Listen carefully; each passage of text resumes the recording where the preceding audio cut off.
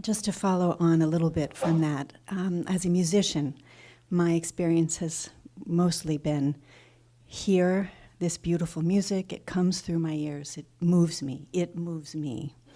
So this morning, it became me, or I became it, or somehow it came from me. And so when I opened my eyes, I thought, all of this is either from me, as I think that my experience. And I felt that both when I looked out in nature, as I felt the people in this room, they were from and with me. And then I started to think, well, that's okay. But what about these other people who aren't here, and people who do things that are hostile? Or so I started to resist. It's like, no, I want this, I don't want that. Okay, so let me, and I began, and then I thought, what? But if you look past the actions and the feelings and whatever else is happening with them to their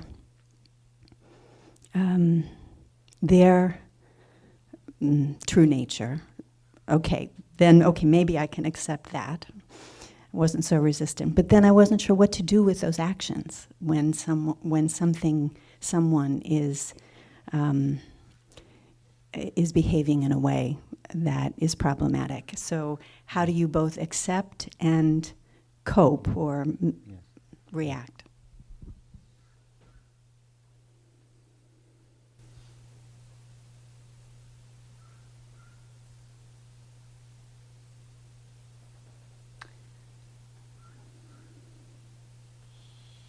Understand, first of all, that these people are acting in the way they are acting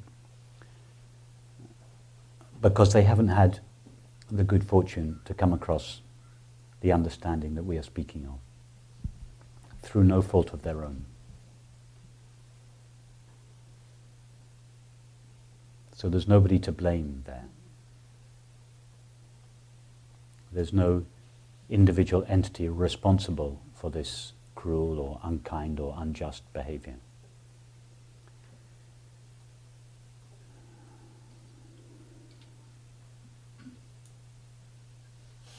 Having said that, at a practical level,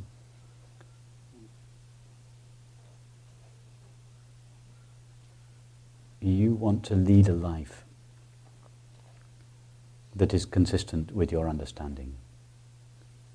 You don't just want to think thoughts that are in line with truth. You want your feelings, your activities, your relationships and your perceptions to be in line. And therefore, at a relative level, because we're talking at a more relative level now, make choices in all those realms of your life so that you can lead a life as far as is possible that is consistent in all realms of experience with this understanding. And you will inevitably, to a greater or lesser extent, come across situations that don't express this understanding. So if it's the role of your body-mind to intervene, to make some kind of intervention in order to bring this love and understanding into the situation, then try to do that. If that's your calling. You may not be able to turn the situation around completely, but nevertheless, you will be able to intervene to a greater or lesser extent on behalf of love and intelligence. And that will have an impact on the situation, either directly or down the road. But if you can't, or it's not appropriate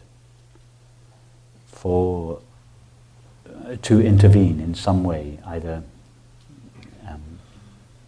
intellectually or physically, then just quietly remove yourself from the situation.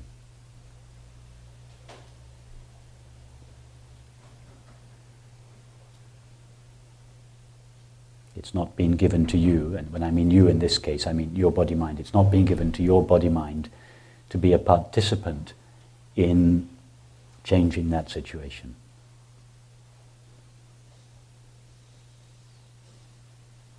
So just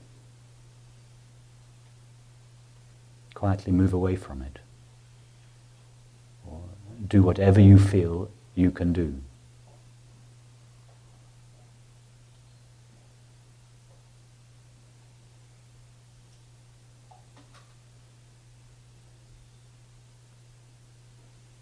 I was,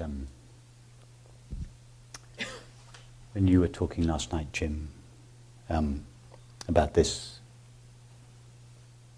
guy in the car. This, by the way, wasn't the story that I was going to tell you. But while you were relating that story of sitting in the car park, and the other man in his car, a memory came to me of a very similar situation. It just happened to be my car in a parking lot. In this case, I had gone into the supermarket to do my shopping. I came out again, and there was a woman sitting in the car, similar situation, next to mine, and she had a baby in the front seat, and she was smoking in the car with the windows closed, and it was foggy in the car. And I looked in, and I felt this sense of outrage. I was outraged by the situation.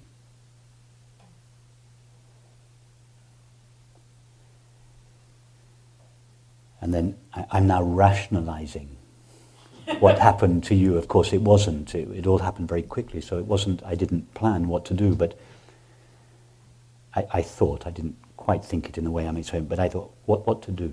How to express this outrage? Do I just get into my car and drive away?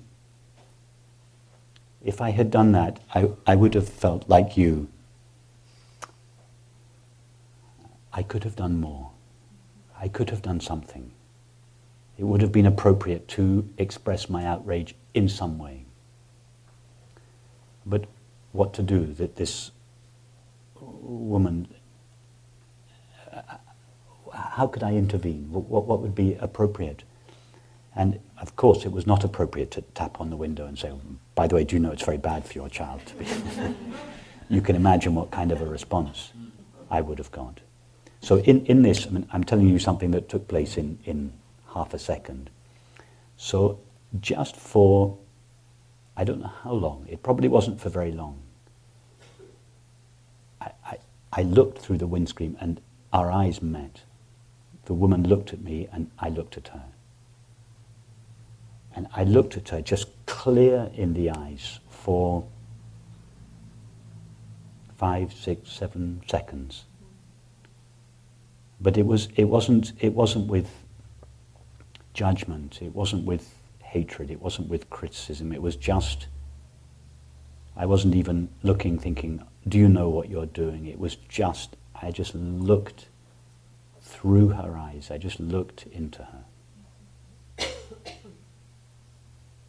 And then got into my car and drove away.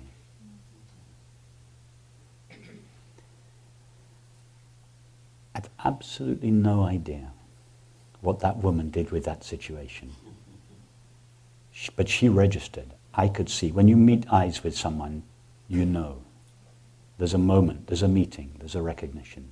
Now, I have no idea what she did with that recognition, whether she said to herself what the guy said to you, or whether this completely impersonal look I gave her triggered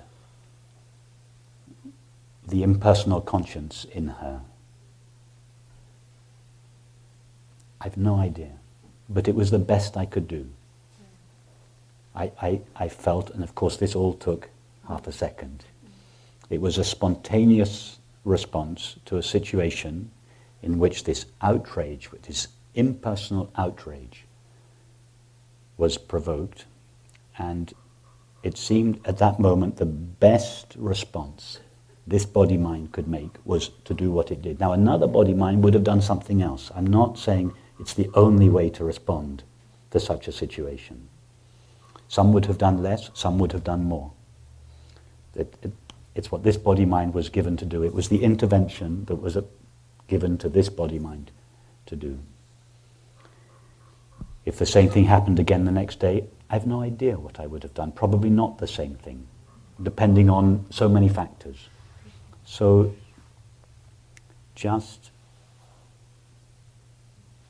the more we are established in this peace and this love and this intelligence, just trust your body-mind to act on its behalf. Just as previously you didn't have to discipline the body-mind to act on behalf of the separate self, it just naturally obeyed the dictates of the separate self. So now, naturally, you don't have to discipline the body-mind, just allow the body-mind, each of our body-minds, to be used to bring this love and understanding out of our minds and hearts into the world in whatever way is appropriate for you moment by moment.